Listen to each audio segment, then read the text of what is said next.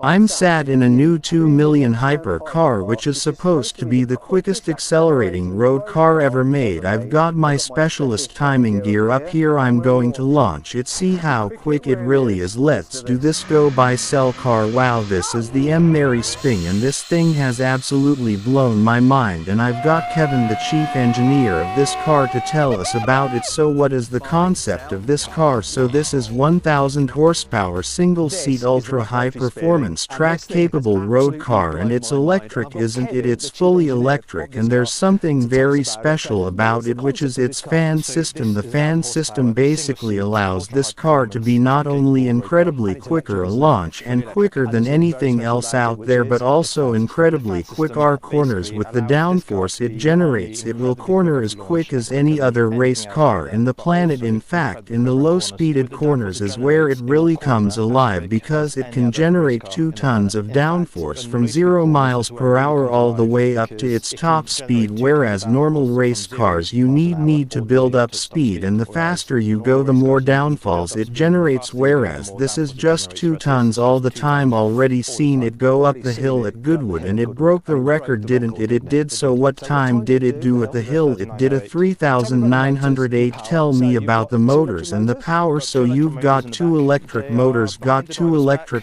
in the back there behind the driver's back is where the package ped in here, and can you use them independently for T-vectoring and stuff like that? You can absolutely, yeah, so that'll help cornering and acceleration at the bend and stuff like. Yes, the car weighs how much? Less than a ton. Okay, so you got more than 1 horsepower per kilogram. The quickest accelerating car I've ever driven is the Remitz NEA that has almost 2000 horsepower, but it weighs over 2 tons, so it has just less than 1 horsepower per ton, and obviously it doesn't have all the downforce that this thing has. So what's it made out of? It's all carbon fiber. Got carbon fiber chassis, carbon fiber bodywork. When it comes to an electric car, efficiency is king. The higher the efficiency, the fewer batteries you need to carry around with you, so the less weight, so the overall footprint is similar to 1960s Grand Prix car. And how many kilowatts are the batteries? It's a 60 cow battery pack. Okay, so let's do like geeky consumer stuff. So how far can you go on a single charge? So on the road, on the W2P cycle, it'll give you over 300 m of range. How long can you go flat out for on track with your 60 cow battery? So if you turn everything to 100%, if you want to use the full 1000 horsepower and go at similar pace to an F1 car, you're not limited by the capacity, you're then limited by temperatures, so everything is going to start getting very hot very quickly. So on qualifying mode you'll be able to do just over 1 lap, but if you turn the power slightly down and you want to drive, let's say maybe a GT4 pace, you'll comfortably do a 20-minute track session. Wow, okay, and that's on a full charge, and then your batter is done and you have to charge. Then within 15 minutes you can recharge 80% of the capacity and go back out on track. So what's the charging rate at DC? It's over 200 cow. Okay, but you need a 200 cow charger at your track day. So let's have a look at the front. Let's start the front and walk to the back. So what's going on here? So you've got air intakes there, so you have these letterbox intakes, so they call your brakes, and then you've got like big cutouts over the wheels, so I can actually see the front wheels through these holes. Are these releasing the air pressure from? Yeah, pressure builds up in the wheel well, and the openings behind the wheels as well, they're there to control that pressure and to reduce the amount of turb flow spilling out. What about this part here? This is like sending air towards the back. Is this into the diffuser? Again, this is, it controls the air that front from the wheel well as the air that comes in to cool the brakes, and it just manages it and then sends it towards the back through the tunnel in the back, which is designed to improve the aerodynamic efficiency of the car, and it sends some of the air down to the rear brake ducts to call the rear brakes and the radiators, which are at the back of the car. And I noticed this effect around here on the door mirrors. This feature is actually quite common in lots of F1 wing mirrors. It's just designed to accelerate the air behind the mirror and reduces the drag. And then you've got this on the top. It's like it's got a mohawk, but this right, it certainly has a purpose. So we have 2 fins on the car. The main purpose for this door fin here, if you're running without fans and you lose control and the car spins, fins. What this fin does, it breaks up the airflow over the top of the car and it prevents it from lifting off. Now let's move back to the fan. You see, because one of the things about a Formula 1 car, say if you start to spin or something, you lose all your downforce, don't you? Yes, whereas with this, if you start to spin like you're going sideways, you still got your fan sucking to the ground, pushing the ground. Absolutely, you do not lose any downforce in a wire in a spin, or even if you're going backwards, you still have all your downforce going backwards with all your down, which means you can just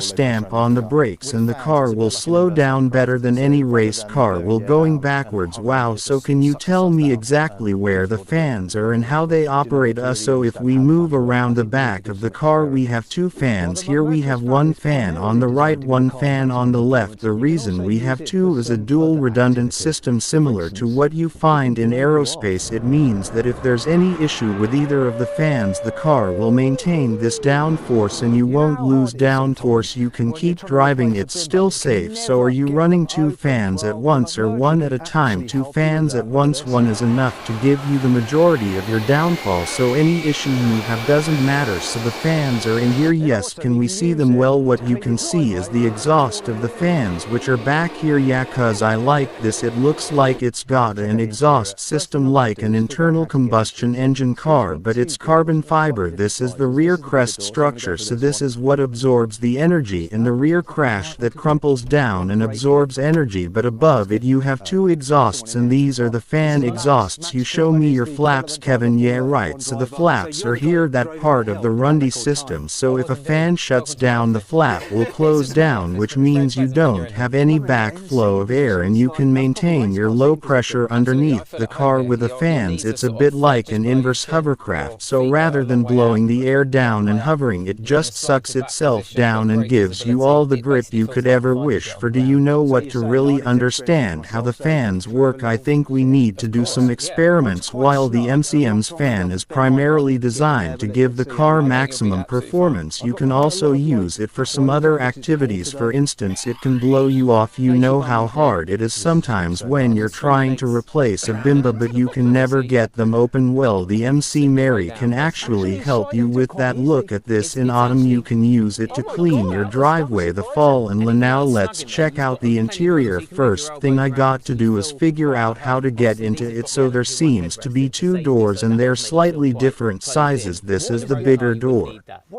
so I'm going to go for this one. Press that. Is that the right way to do it? Don't want to break it, right? Let's get someone in there, right? This is Max Chilton, is the development driver, Formula F1 driver. So you're the guy that drove up the hill and did that record time. I was indeed. Welcome to my office. It's a small office, but it's very pleasant when you're in here. Loving in the seating position. It's like that's proper race car seating position. Absolutely, I feel at home here. Your knees are sort of just below your chin. Your feet are a long way out but quite high up. You're in the slanted back position but great visibility. It basically feels like a fighter jet on the ground. So you're saying I need to experience it for myself, so can I have a little sit in it? Of course. Yeah, looks quite snug and I'm not sure I'm going to be able to bend my body to get in there, but let's see how we go. I think you'll be absolutely fine. I've got quite a lot of light clothes on because it's cold today. Place your bum on here. This is just going to be so embarrassing. And swing your legs round and into the bottom of the seat and then slip your way down. Basically, actually you slide into it quite easy. It's actually, oh my god, that was surprising. And even though it's snug in there, you've got plenty of room so you can move your elbows around. You feel quite at home. Obviously these have got the LMP1 headrest in for safety, so that does make you feel quite closed in, but the road car you wouldn't need that. What the heck is this? It's a safety pad which is designed for, they have them in Formula 1, also Lemon standard, so when you have a big side impact your helmet has some cushioning, but the rad car you'll be able to disconnect that and leave it at home, so you just remove that. Yeah, cause it seems a little bit intense, but I suppose you got one on the other side. It's on that door, isn't it? Exactly that. It is quite comfy and I thought the view would be awful, but it's actually pretty good. Yeah, and do you know what actually actually the position. I have a bit of a bad back, right? This is like a good position to be in if you got a bad back. Well, it's got lumbar support, so the seat's got a bit of AA wave in it, and it really helps your back. And it again, it's snug, but it's been designed to have some really nice, beautiful features. Can we get the steering wheel on so I can have a little go? Yeah, so it's just a click connect. There we go. Right, okay, seem it's pretty high tech. It's on, got all loads of information on my we desensify that voice. It's it easier. You got this little simple beginner version, so the basics are the battery power dial is here that will turn the battery from completely off to on. Then you over here you have your ignition. You have P1 and P2. We're in P1 now, so the car's got power, but it's not technically ready to drive until you're in P2. You've also got a volume dial down here for when you're talking to your team. If you want on a track they talk to the team, not for your stereo, but it probably linked into the stereo on the road car version. And then down here you've got a brake balance, so that just moves your brake balance forward or rearward depending on what you're locking. But from my experience in this car, the braking is on par with a Formula 1 car, and it actually in ways performs better at certain corners. But no abs on this particular version, not on this track version, but the next road car track version will have abs. Yeah, the steering wheel itself, it's like third version steering wheel, which is brand new last week, and I absolutely love it. It's got great visibility for the dash, gives you all the information you need. You've got an up paddle which puts in drive on the right, and then the down paddle on the left even puts it back to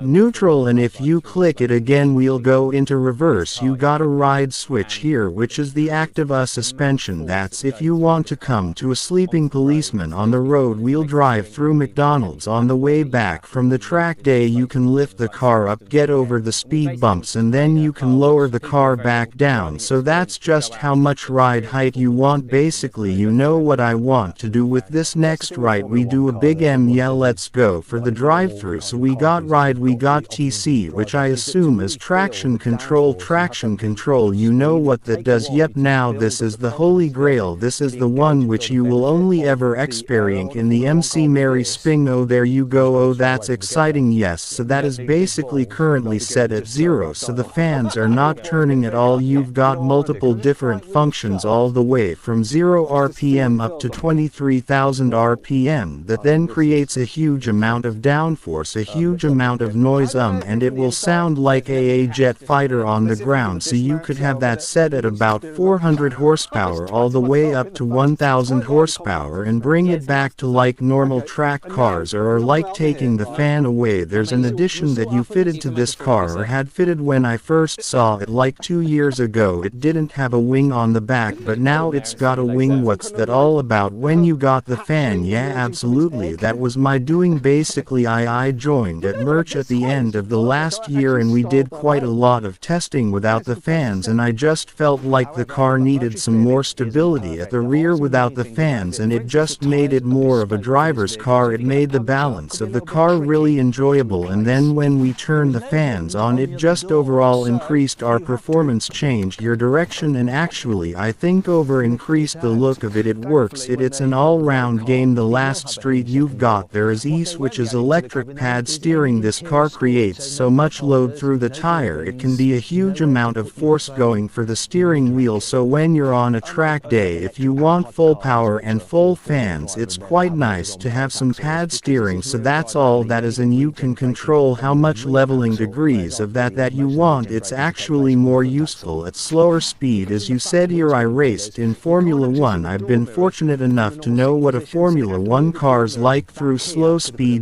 speed corners. This car is quicker, and it's just the amount of force that's going through the car onto the road at slow speed corners makes the steering unbelievably heavy. So that's where the ETH is really needed, is the slow speed corners like Silverstone through the hair pit. And we basically wanted to create a car which people with very little driving experience could go out and experience Formula 1 speeds, and there's no better way of doing that with a fan car. That's the thing with a Formula 1 car that everyone says who's like a normal kind of car enthusiast who's got the opportunity to drive on, is that to really feel the downfall you have to have the actual speed, and it takes a while for you to build up the the confidence to be able to really engage and feel the benefit of the aero on the Formula 1 car. With this you just got it straight away from the get-go. You don't need big balls to be able to get it, you just turn that dial, your balls get bigger. Yeah, do you know what I want to do? Can I just try it with it shut just to see what it feels like? I mean, this is intense. Let's open it again. How do I open it from the inside? So there's a little catch just here. Let's see if I can do the dismount. So I've got to release the steering wheel. Almost twatted myself in the face. It's quite light and compact, isn't it? Yeah, it's a nice design. Okay, and now you're not going to out me here, right? See, we'll see what happens. You can make a foe of yourself. Put your BM on there and swing your legs, some kind of like hatchling emerging from its egg. You know what, this height is just perfect. I actually styled that out. Yeah, it's a good place to sit. However, the McMurtry Spéirling isn't perfect. There are some annoying things about it. For instance, the tires are bespoke for this vehicle, so if you get a puncture could be a little bit tricky to replace. There is no hinge on the other door, so you have to lift it out. Thankfully, when they build the road car, it will have a hinge second door. What they won't be adding to the cabin though is any interior storage, so no cup holders, no door bins, nowhere to put your phone nor your drink, unlike other electric-powered hypercars which are all four-wheel driver and therefore have motors on both axles. Because this is rear drive only, you only get region braking on the rear axle, whereas ideally want most of the region braking to take place on the front axle. Because of the fat windscreen pillars, you can't actually see the door mirrors from the normal seating position, so they're going to have to move the door mirrors back here for the production version. Well, it's good this car has a reversing camera. Unfortunately, there's no little cleaning system for it, and it does tend to get covered in dust from the air exiting those vents. That means you're going to occasionally have to pop out and get your little cloth and give it a wipe, so you can see where your reversing kind of spoils the point, really doesn't it? However, it's not all bad. Here's 5 core things about the McMurtry Spéirling. One of the reasons petrol heads don't like electric cars is because there's no noise, there's no drama. Well, there is with this McMurtry, because you can actually rev up the fan when you're stationary. Check this music out. I'm revving it with a throttle music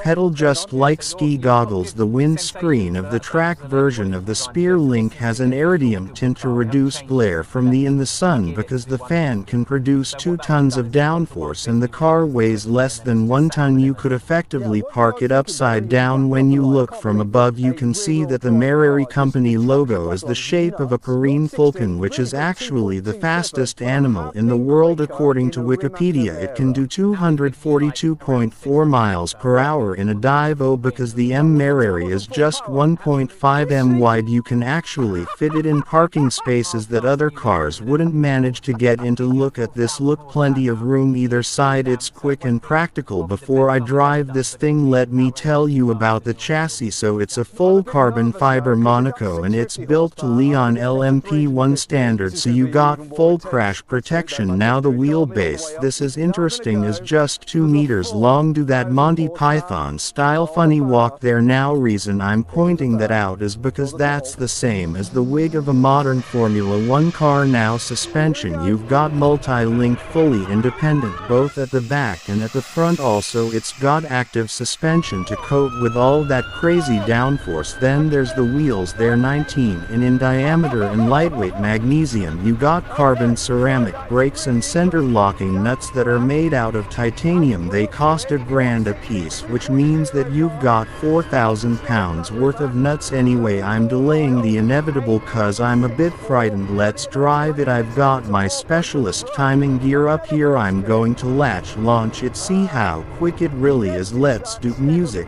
This go. Okay, so that was just insane. Off the line, it was like being catapulted and he got up to speed. I don't know what the speed was, but then he just seemed to stop accelerating. It's like it's got a limiter on it, but it got to that limited speed so quickly. Times All got not to 62.27 seconds, not to 104.31 seconds, and the standing quar mile 9.34 seconds. Really quick, like off the line. Oh my god, it was nuts, but it like seemed to top out before I done the quarter mile. What's going on? Yeah, so you've got good sensation, so that's absolutely what it was designed to do. So this is the official Goodwood car. We haven't changed it since it left Goodwood, and we geared it to do 150. So what that would have done is you've got to 150 ridiculously quickly, and then it's just sat on the limiter. Yeah, one thing I was thinking though, Ian, it was rapid off the line. I can't believe for a rear-wheel drive car just the traction it go line was nuts. Not 60, really good 2.27, but I have been quicker in a remits. No Vera, now we've given you like around 600 horsepower. We'll give you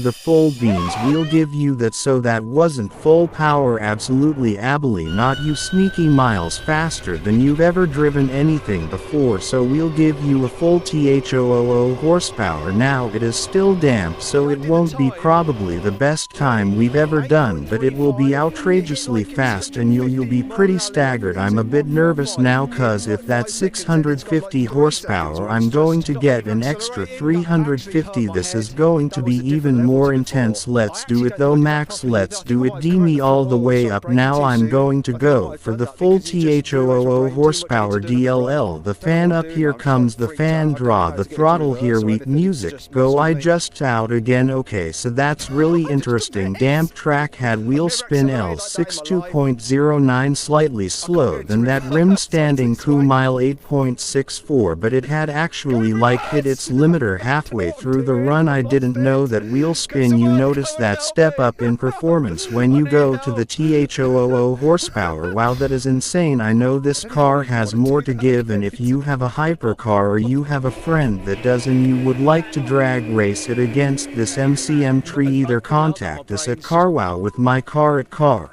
or DM Mary on their Instagram account. Okay, it's on the screen now and we'll set it up, and not only can you drag race your hypercar against this, they'll let you drive this as well to experience what it feels like, so make sure you do that tomorrow. You know what I was so gutted about not quite beating the RC Noah? I managed to convince McMurtry to let me have another go. So what we've done, we've come to Silverstone, we've hired the circuit, run the back straight, and we've used a special truck with a jet engine on it to dry the true, cause I want to see what this thing can do in the dry. The last run was on a slightly damp surface, so it was struggling for traction, and the traction control was actually kicking in and it was just holding it back. So now hopefully I can get a perfect launch. Let's do it, here we go, it's full fun, let's go. Laughter, music, W. That did the time, me 8.35, it hit like it's 150 miles per hour limit. I'd put it to 145 in like 5 seconds, and it's got like 3 seconds where it's just not even accelerating. That actually hurt my head. That was a different level to before. I actually don't think I did that properly either. I think I might have come out the throttle and started braking too soon. I think I might have done that because it just rearranged my brain too much. I need to do another run. I don't know what I'm doing now. I'm just like freaked out. I don't know how to get into reverse or anything. It's just messed with me. I'm just a mess. I've never accelerated like that in my life. I can't get into reverse. It's this way, go in reverse. Don't know what I'm doing. I've lost it. See someone come and help me. I need help. I don't know I would even want to do that again. It's uncomfortable. I couldn't help that. My brain's just, I don't know what, I couldn't find reverse or anything. I was just a mess. You can't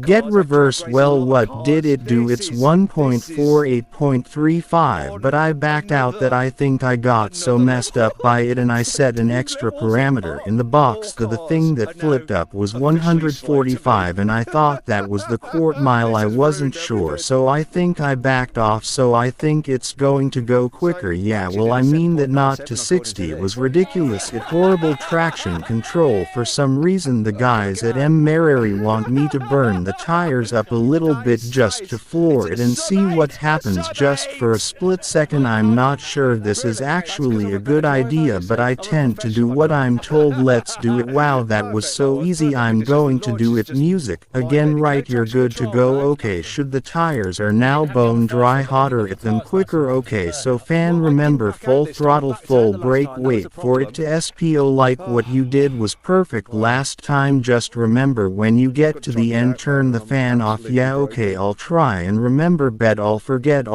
Not sure if I want to do it again. It's to say, let's do music. Here we go. I cocked it up last time. 7.97, fun off. Remember to put the fan off. 7.97, I accelerated, launch a lot of cars, I drag race a lot of cars. This is on another level. It's like 2 levels up. All cars are now officially slow. Hello to me, this has ruined everything. So I actually did a 7.97 according to this 9. Can I get out? Shut you off. That is it's a sub 8, not even. I've done that, mate. That's cause I'm a better driver. You see, I'm a professional. I'm not perfect. That was perfect conditions. The launch is just mind betting, no traction control, no nothing. You didn't have any on the first one, but then we got your tires nice and warm with your burnouts. Well, I didn't back out this time. I backed out the last time. That was a problem. Wow, I got to try and get out now and I'm absolutely broken. This is like an episode out that old film when he's getting out there. Oh god, just utterly mental. I've never felt anything like that in my life. Now I've calmed down. I'm going to do a little experiment. I want to show you how fast this thing accelerates relative to another car. So I'm in an Audi S8. I'm going to get up to 60 mph, and as soon as I get level with the McMurtry then max